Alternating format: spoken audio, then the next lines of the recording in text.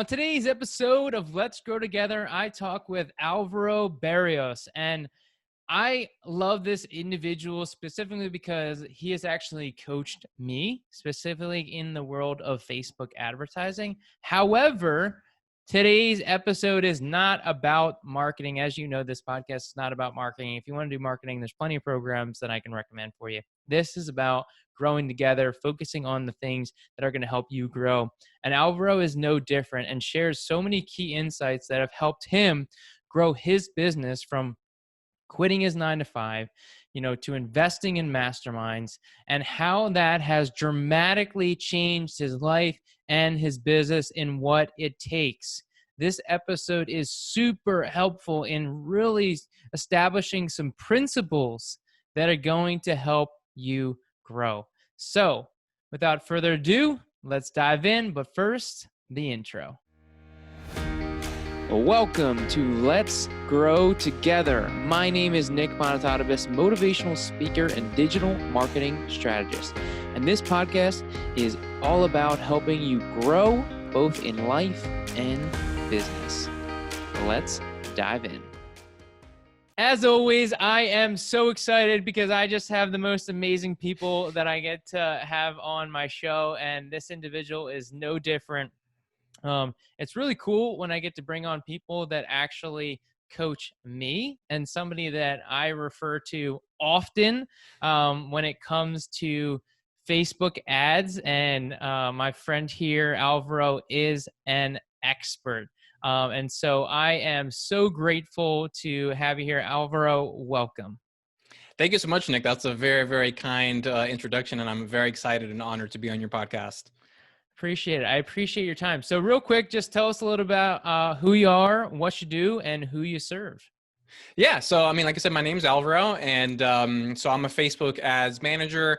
I run an agency, and we work mostly with online entrepreneurs selling digital products and services. And the way I always like to phrase it is that, we help businesses bring in more leads and more sales through the power of Facebook ads.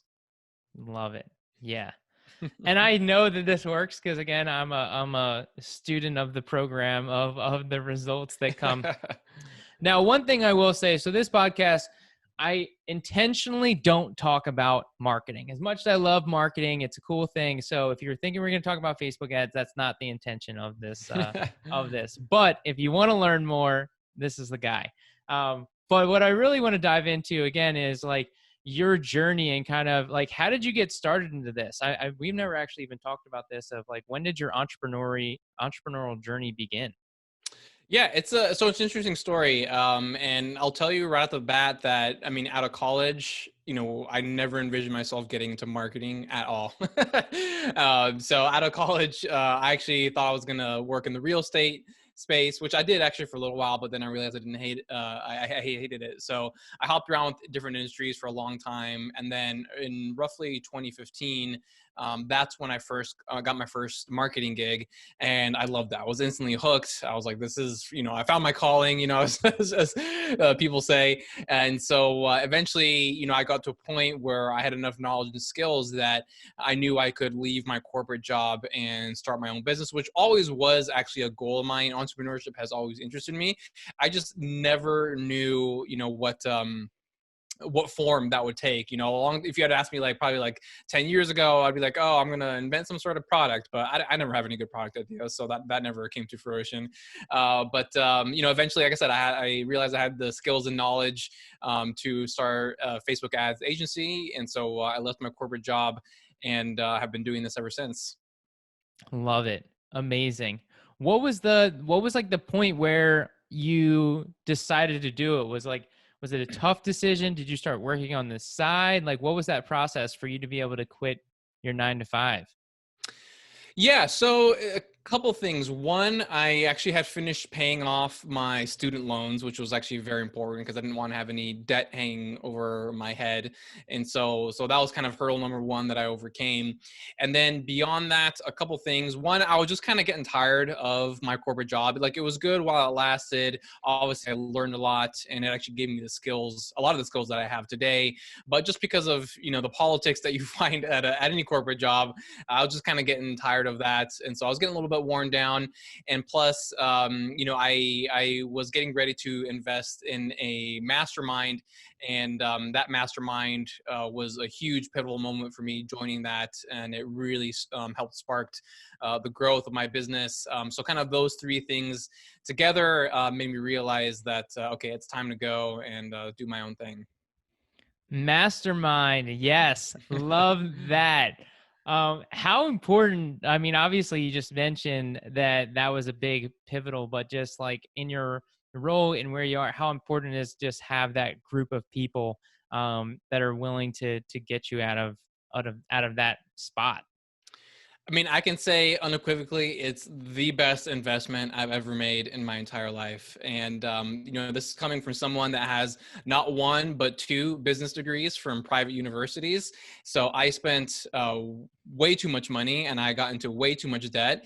And I'll be honest, as an entrepreneur, I never think back on anything I learned in those business degrees, whether it be undergrad or graduate school. And it's a little depressing when I think about that, because like I said, I invested a lot of money, and I spent a lot of time paying off those student loans. But the mastermind, I mean, that was, like I said, it was the best investment I ever made in my entire life. It was expensive. I'm not going to deny that fact. But when I compare it to what I invested in, university, both for undergrad and graduate school, I mean, minimal, absolutely minimal, the investments. So if I could honestly go back in time, I would have skipped all the investments I made, with college and graduate school, and I would have gone straight into a mastermind, because honestly, it's just the best way to learn when you surround yourself with people that are either in the same boat or actually far ahead of you. And, I've always been someone that I actually enjoy being the dumbest person in the room. And in that mastermind, when I was in there, I was for sure the dumbest person in the room, because my business was, at its very early stages. Everyone else was, had been in it either for a few years or actually many years, and maybe even already had, a 6 to 7 figure business. So being able to be around those people and soak in their knowledge, ask them questions, was just a far superior learning experience than anything I did, learn in school. Amazing. Yeah.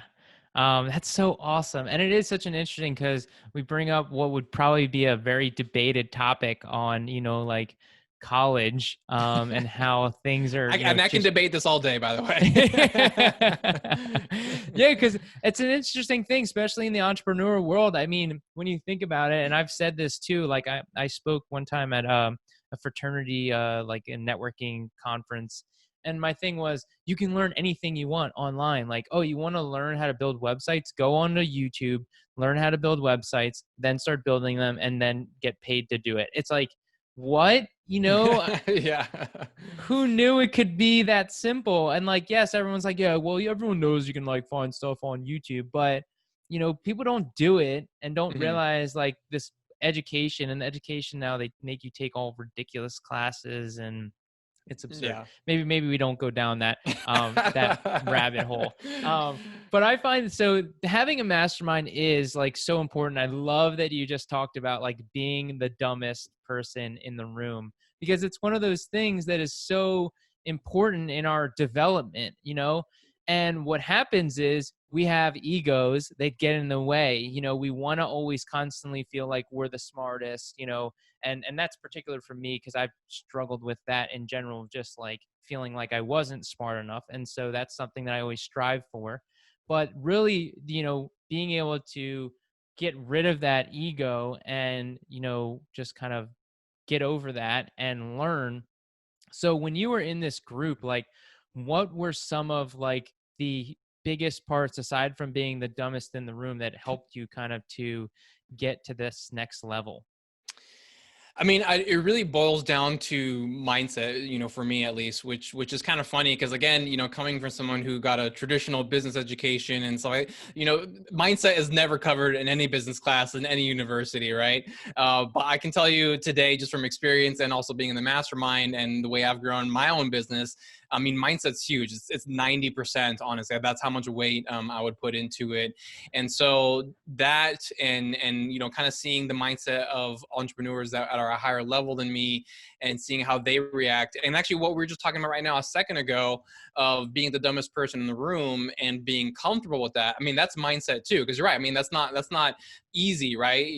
Especially coming from someone who had 2 business degrees. You think you know a thing or two about business, and so you have to get comfortable with being uncomfortable, which again, that in and of itself is a mindset shift. And there's mindset shifts around money, especially, and stuff like that, and mindset shifts around an abundance mindset versus a scarcity mindset, and all that kind of stuff. So mindset is really what it boiled down to, and that was by far my biggest takeaway when it came to that my time in the mastermind. And I credit my mindset shifts with the majority of success that I've experienced in my business so far.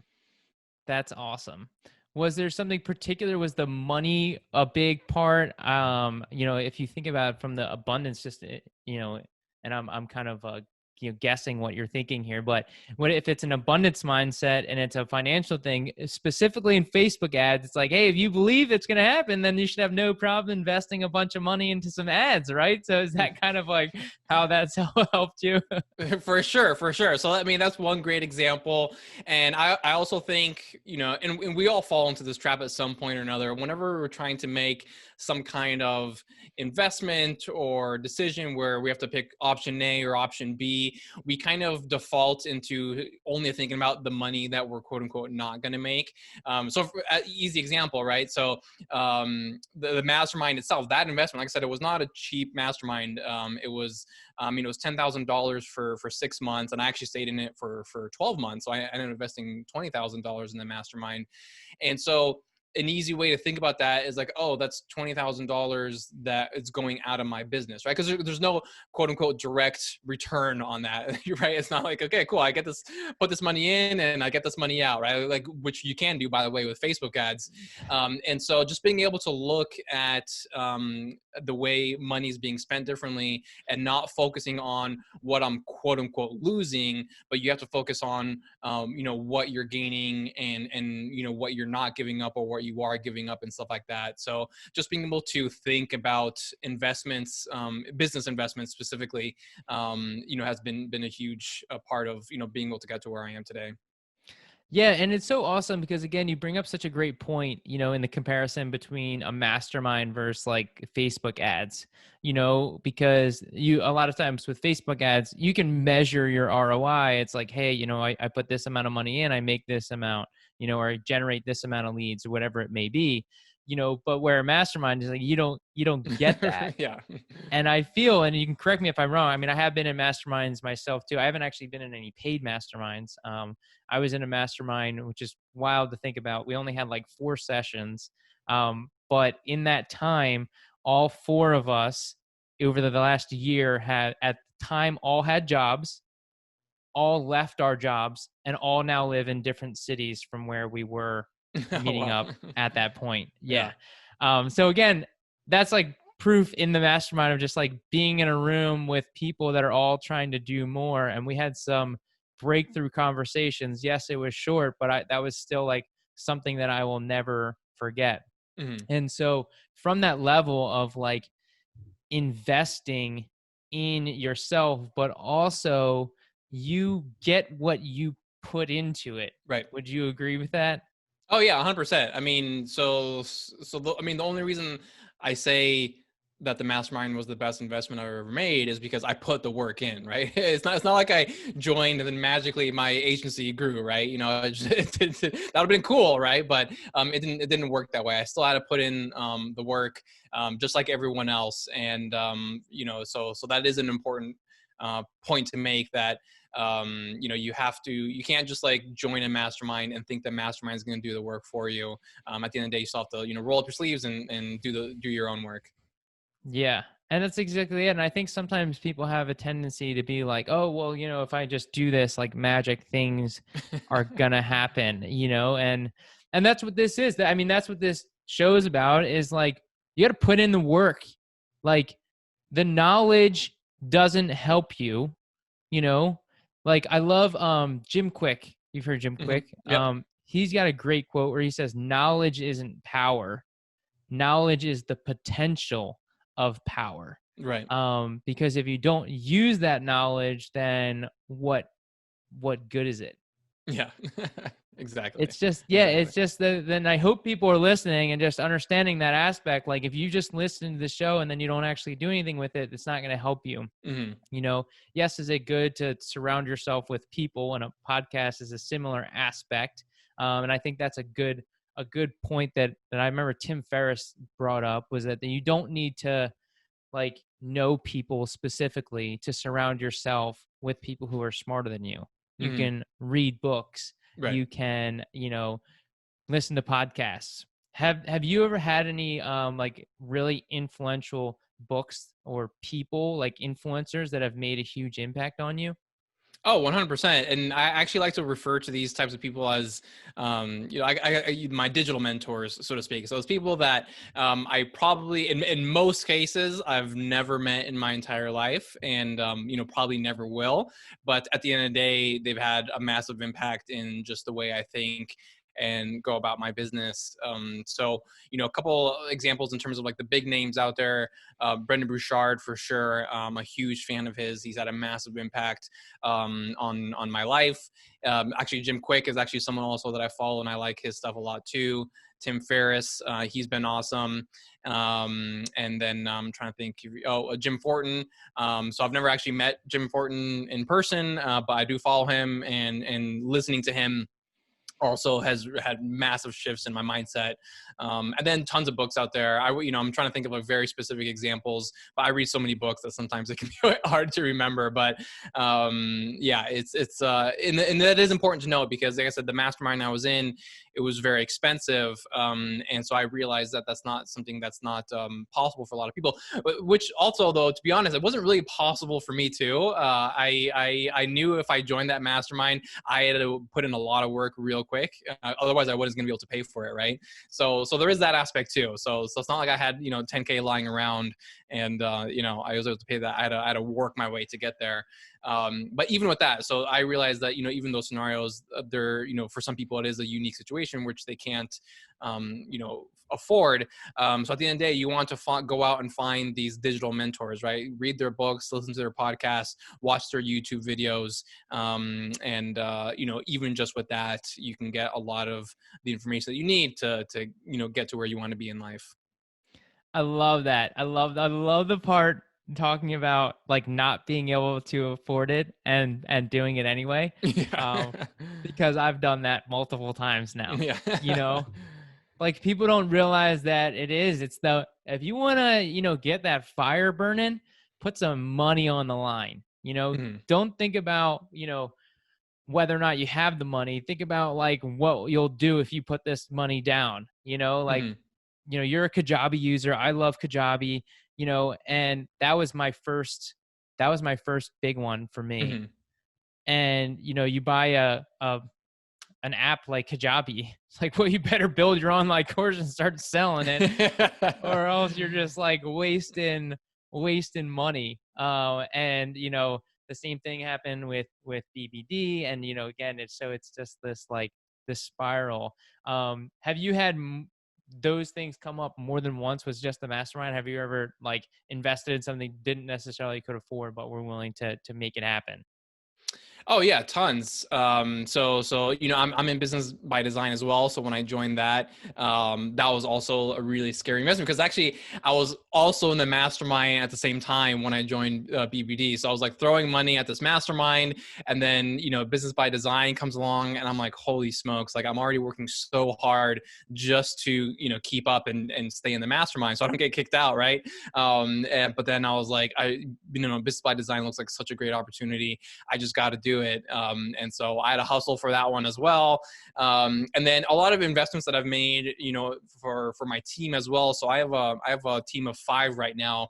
Every single time I've invested in a new person on my team, it's also been very scary, right? Because you're like, oh, wait, I don't want to spend more money. I want to keep more money, right? But again, going back to what I was saying earlier, you're only focusing on what you're going to quote unquote lose, and not focusing on what you will be gaining in the future, right? So you're going to get your time back, which means you can focus on your zone of genius more. But it's still scary, right? Even though I have a team of 5 now, every single time I bring someone new onto the team, it's I have to kind of get over that fear initially and make that investment and just realize this is what's necessary for my business to grow. And kind of going back to what we were saying about digital mentors, I always go back to what I've heard Jim Fortin say, is that in order to get to 7 figures, like, what's the fastest way to get there? Are you going to think and act like a 7-figure CEO, or are you going to think and act like a 6-figure CEO? Right? So obviously, you need to think and act like a 7-figure CEO. So anytime I'm scared about making a big investment in my business, I always ask myself, what would an actual 7-figure CEO do in my situation right now? And 100% of the time is, they make the investment, they pony up the dollars, so to speak, and they dive in. So that's something that I always go back to. That's so awesome. Yeah, and it's such an important you bring up a great discussion about just like identity in who we want to be. And as a Jim Fortin follower, the B2 have, and I actually like talked about this on a previous episode, but it's so critical from that identity standpoint of like really looking at, okay, who do we want to be and what does that person do? Mm-hmm.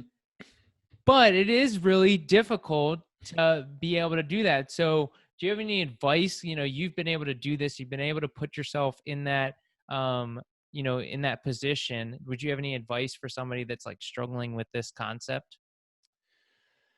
Yeah. Well, one is that it never, I mean, at least for me in my experience, it's not like it like gets easier over time. Like, this always comes up, and I think that's a natural thing. Like, so I think for even people who have already experienced some success, it's still the same feeling, at least for me, every single time. So if you're in that boat, it's okay. And again, this actually goes back to what we were saying even earlier. We're having a lot of tiebacks right now of just being comfortable, uncomfortable, right? So the discomfort is always going to be there, and you have to be comfortable with that. But what I would say is, again, what I always try to think back on is, so I don't have a 7-figure business right now. That's certainly my goal, but I know for a fact, because it just makes sense logically, that I will get to 7 figures more quickly if I think and act like a 7-figure CEO, right? If my goal is to be like low 6 figures, mid 6 figures, right, that's going to take longer to even get to whatever market is, compared to if I was thinking as a 7-figure CEO. And so I think people put too much weight on a goal and not hitting that goal. So every single year, right, my goal is to hit 7 figures. I'm not going to hit that this year. And if I don't hit it next year, I don't care either. And if I don't hit the next year after that, I don't care either. As long as I'm getting closer and making progress, I know I'm going to get there faster if I think and act like a 7-figure CEO. So you just can't focus on what the actual end outcome is. You want to focus on the progress that you're making and realize that you're making faster progress, compared to if you had a lower financial goal for your business. Yeah, absolutely. And looking at that person being that 7-figure CEO. So I'm curious, from your perspective, like, what are some of the habits of this 7-figure CEO? You mentioned, like investing, being willing to like grow, invest in your team. What are some other things from your perspective, to really embody that 7-figure digital CEO? It's a good question. So I think a lot of it has to do with giving up certain things in your business, because that comes with growing as your team, right? I started as a business of 1, and now I have a team of 5, and so there's certain things that I have to give up.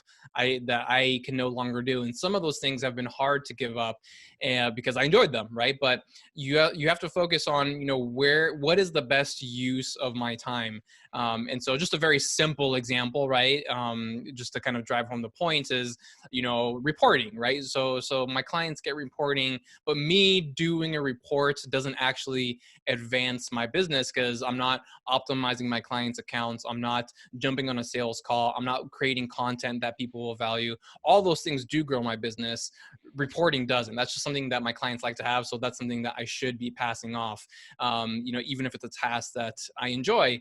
And so being able to let go of things that you do enjoy is a part of the business growth process in my mind. So I think that's one important aspect. And then I think the other important aspect is that it's success is so much about the little things that go on in the background, that you're never going to get any recognition for. No one's going to pat you on the back for, and that's okay. And so that can be as simple as, kind of what we were talking about earlier, is reading a certain book, making it a point to read books that are going to grow and develop your mindset and stuff like that. That's important. That goes on in the background, but no one's going to give you an award for reading, 20 books in a year or whatever it might be. And will people even care? Probably not, right? If you probably tell someone that you read 50 books in a year, they're going to think you're crazy. But it's so many small things like that go on in the background that, week after week, month after month, year after year, they add up to a lot. And, they turn into some of the biggest pillars of success in your business. So being okay with not getting any type of recognition for a lot of these smaller things that go on in the background, I think that's another important concept to kind of think and act like a 7-figure CEO. Love it. Yeah. And that's a really great point, and also a difficult thing to do because, we live in this world of instant, instant gratification, instant, just like reward of things that we want. And, in this entrepreneur space, you just can't do that. You can't, like, once, I love the analogy, like, no one's going to pat you on the back for reading a book. Yeah.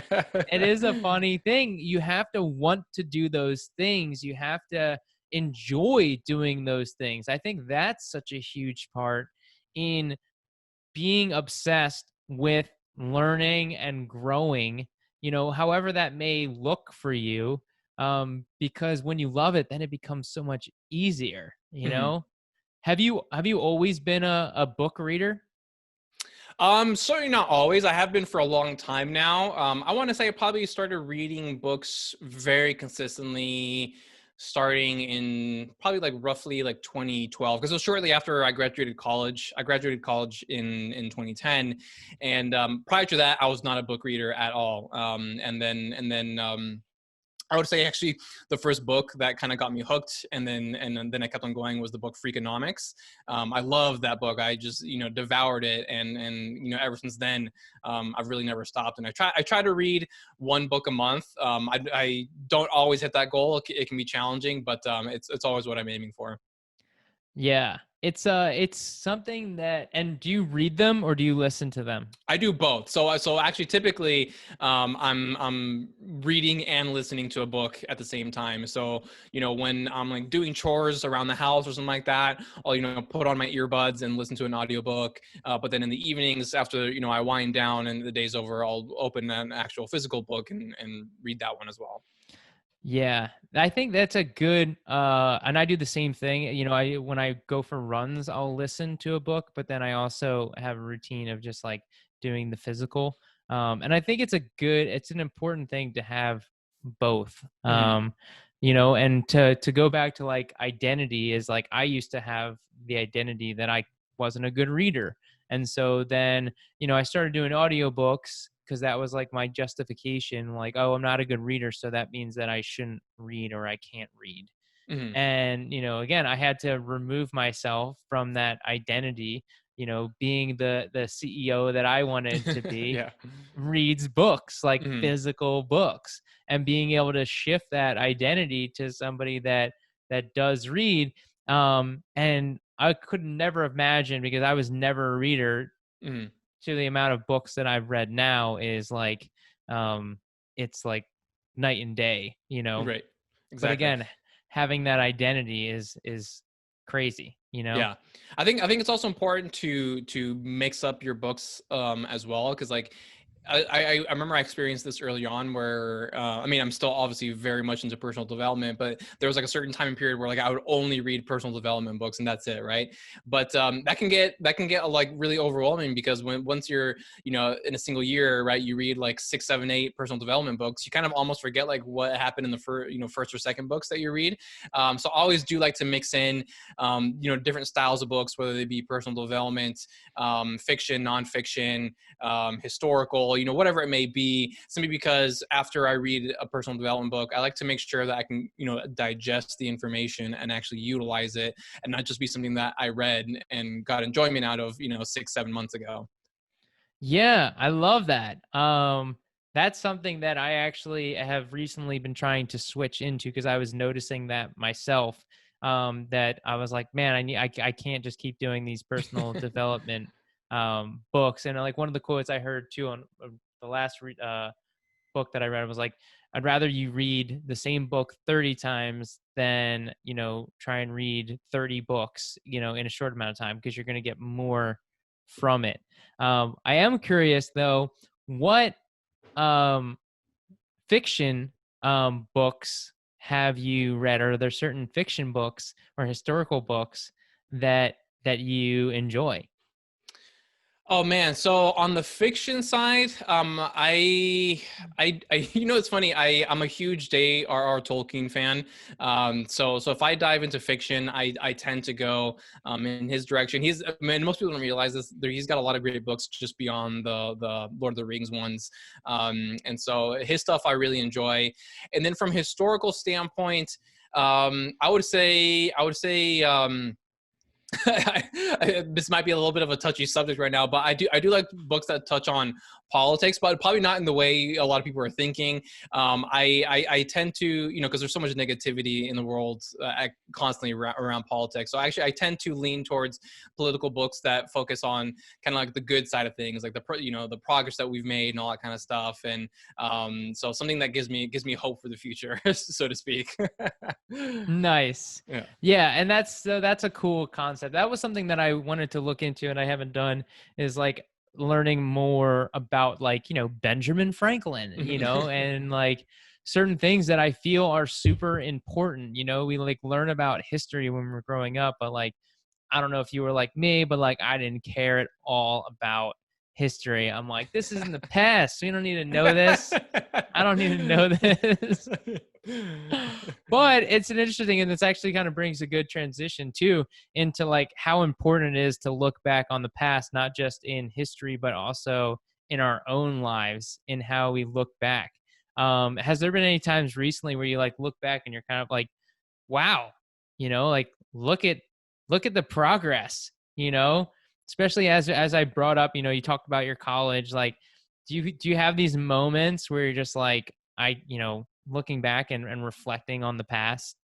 You mean in terms of like my own life specifically? Yeah. Oh, for sure. I mean, so I'm 33 right now. And like I said, when I graduated college, I never in a million years would have thought that I would go. I didn't even like marketing when I was in college. It was one of my least favorite subjects.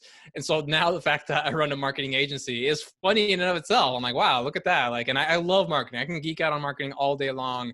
So just seeing that transformation and how different, you know, kind of my life is than what I expected when I first left college.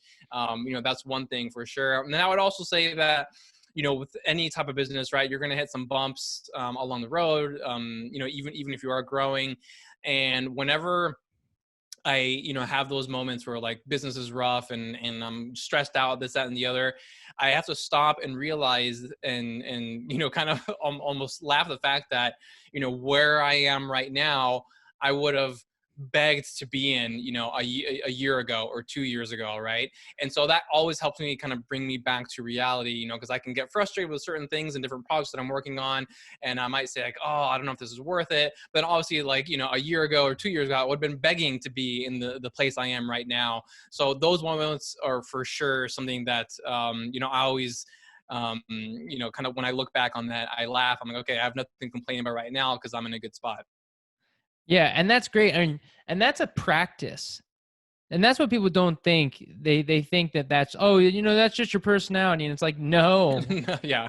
no, I've worked hard to have that mindset, to be Right. able to reflect on the past, like you're saying. And Hmm. I've had those same moments where you're like, man, like I want this, I'm trying to do this. And then you look back and you're like, whoa, like that guy would have killed to be where you are. Yeah. Like, relax, just like Yeah. enjoy where you're at. Hmm. But again, it's like that practice of and sometimes, it's good to try and think about that from a daily practice. Hmm. And I'm curious from that standpoint, do you have any daily practices, routines around your personal development, like journaling, exercise, like anything like that? For sure. Gratitude. I mean, I can just tell you right now, gratitude is massive. So I have where's my journal? It's somewhere here. But I use the 5 minute journal, which a lot of people have heard of. I've tested several different journals. They're all great. Don't get me wrong, but eventually I kind of circled back to the 5 minute journal because I just love the ease and simplicity of it. A lot of the other journals out there, like I said, they're still great, but they also can just get like a little overwhelming with the amount of stuff you have to fill out in the journal just to get it done. But the 5 minute journal, it really does take just 5 minutes a day. And, what it does is that it starts my day off with gratitude and it ends my day with gratitude. And going back to what we were saying a second ago, is a lot of times you can have like a certain day where it went well, but then there's just one thing out of the whole day maybe didn't go well, and that's the only thing you're focusing on, and so you think you had a bad day. But then when you go to reflect on your day and all the things you accomplished and all the good things that happened, right, you get to realize, wow, actually, no, I had a really great day. I'm just letting this one small thing, kind of take over my mind. And so gratitude and reflecting on everything that you have, everything that you're thankful for, is huge. And that's by far the best thing that I can recommend for everyone, is that at any given moment, there's so much that we can be grateful for, and that can be so hard to realize at times. And so having a journal there that prompts you to really think and remember all the wonderful things you have in your life, I just can't recommend that enough. Love it. Yeah, and I actually got started on the 5 minute journal, so that's cool. I think you honestly may be the first person that's ever brought that up, and definitely on the show. Cause like again, I loved the 5 minute journal, and I recommend it to anyone who's like doesn't want to do journaling or doesn't know how to get started. Because my first journal was like open prompt and it Mhm. didn't last. I was Yeah. like, nope. I like somebody gave me like a 12 question prompt and I was like, I'm not doing this. This is Yeah. ridiculous. Every day? And then you got to be kidding me. Whereas like you said, the 5 minute journal is like so short, so brief. And I developed more to an open prompt, but the foundations of my open prompt are still based around the 5 minute journal. Mhm. I've just like allowed it to grow like just a little bit more so that it allows for like more things that I'm grateful for. But it's not that different Yeah. from the 5 minute journal. So journaling's one thing that you do. Are there anything else like in your morning routines or habits? Like when do you journal? Is it like first thing in the morning and just at night? What's kind of like your process throughout the day? Yeah, so I journal actually right before I start working. So that's when I do it in the morning. So I would say that's roughly usually around like 8:45 because I'll start work normally around 9 a.m. and then I'll journal once again at the end of the day. So usually around somewhere between 5:30 and 6. So those are the two moments that I journal. And like I said, those are very, very important moments throughout the day.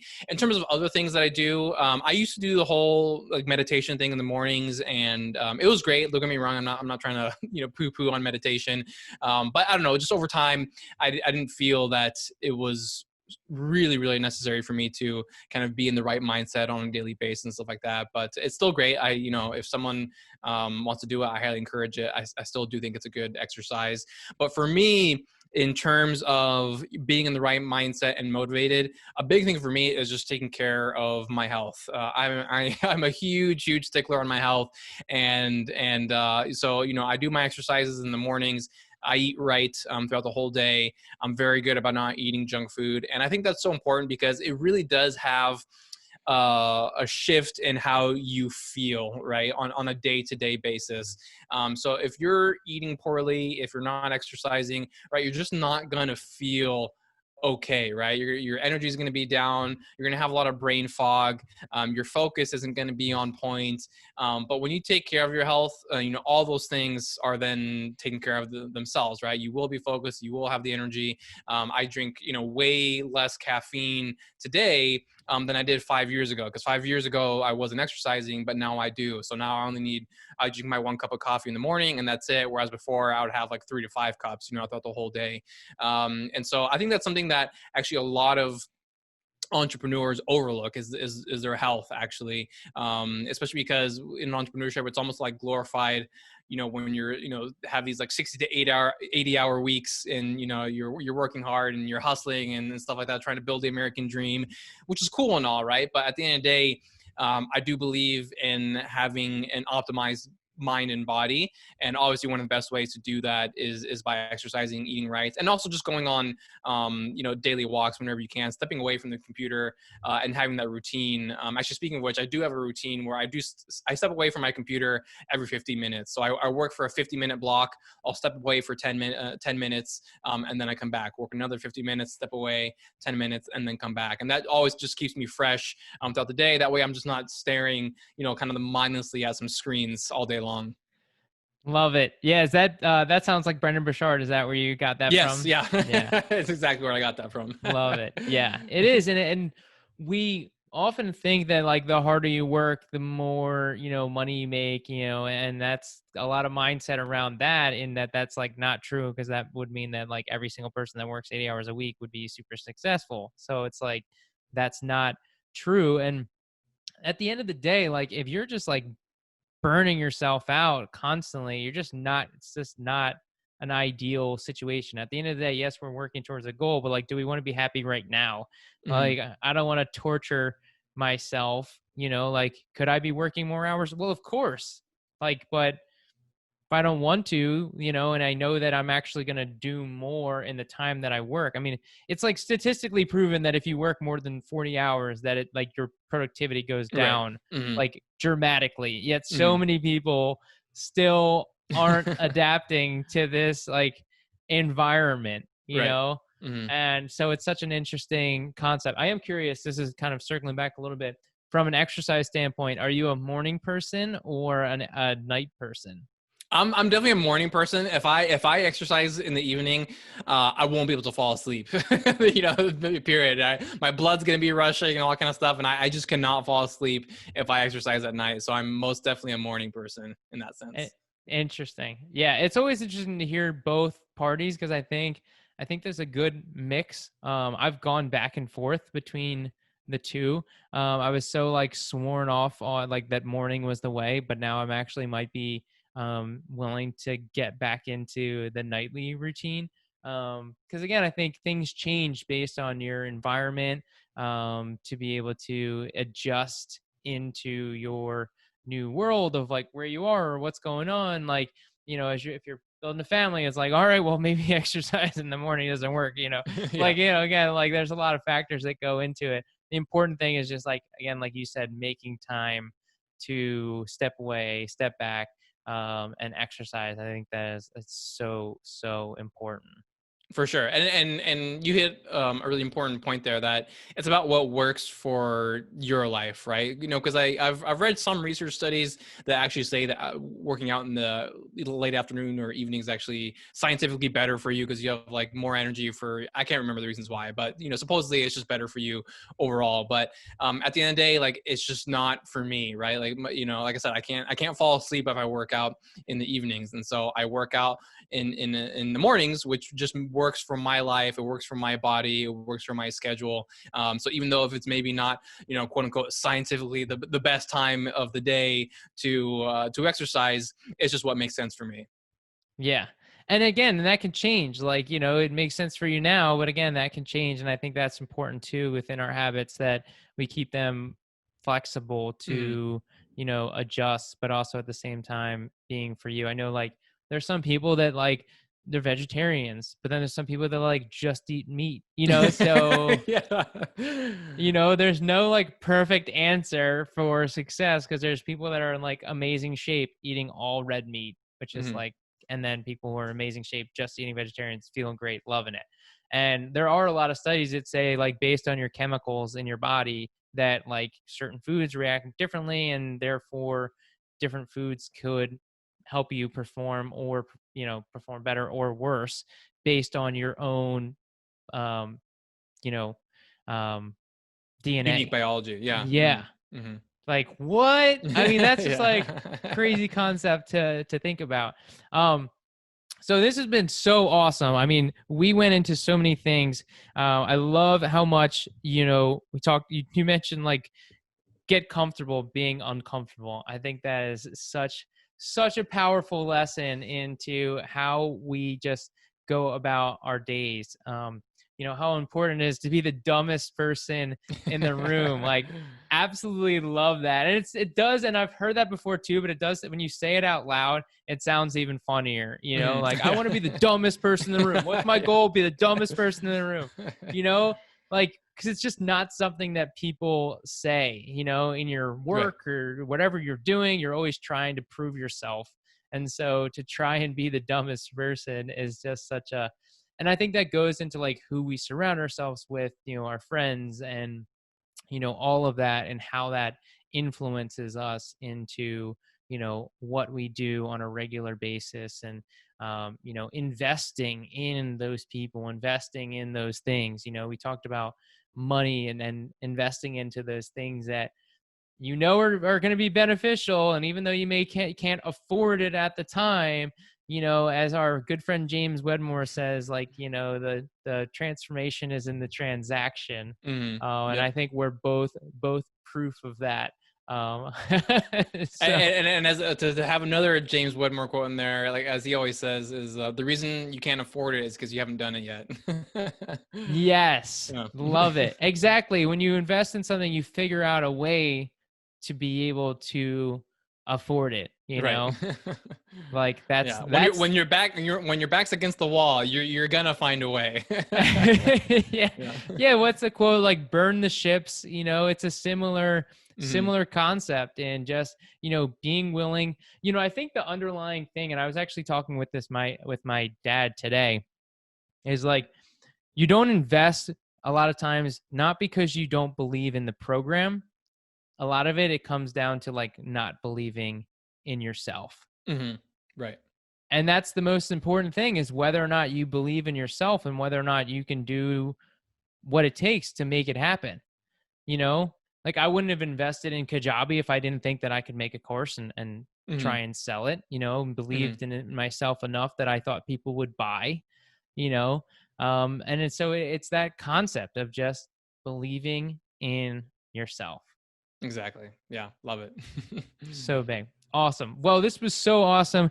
One thing I always like to ask, and I know we touched on some books throughout, like you mentioned Freakonomics, and I'm curious if there is one particular personal development book, aside, unless if Freakonomics is your book, that's cool, but that like absolutely just like change your life, or just like has a dramatic influence. Or another way to think about it too, or is if it's something that you recommend the most often to people.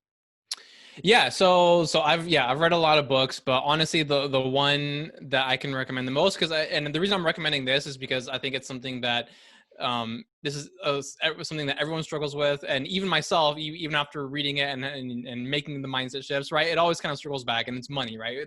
Money mindsets are hard, right? And everyone encounters money challenges, and so that's probably one of the biggest, most difficult mindset shifts to make, is everything around money. So the one I can recommend is it's called Dollars Flow Easily to Me by Richard Dotz. It's actually a relatively quick read. You can do it in a couple days, probably 3 days. But I mean that more than anything else shifted my mindset around money, and I guess because it's something that so many people struggle with, that's the one I would recommend the most for sure. Awesome. Love it. Yeah, I've had that on my list for a while. So I generally, if there's ever a time where I have something on my list and then somebody recommends it, I'm gonna buy it and or like listen to it. So great, because that question is really for me. I always assume. Well, there you go. Yeah, you should definitely make it your next one. Love it. Awesome. So lastly, what's the best place for somebody to follow you, get in touch with you? So I'm most active on Instagram. So my handle right there is at I'm Alvaro Berrios, but they can also check me out on the website, which is just alvaroberrios.com. I also have a YouTube channel, Alvaro Berrios Digital, and I am also on Facebook as well. So those are the easiest and fastest ways to check me out. Awesome. And everything's in the show notes. You guys can check it out. Highly recommend Alvaro for just following him in general, but definitely, for your Facebook ads, couldn't recommend him highly enough. I was recommending you actually before I even started using you, just because when we met, I was like, this is a guy that I, trusted, I trust, just good character, good person. Like those are the people that I want to refer. So thank you for all that you do. And thanks for being here. Absolutely. Thanks. Thank you so much for having me on. I had a real blast. Awesome. Take care, everyone. Thank you so much for listening. Check out Alvaro, and remember, let's keep growing together.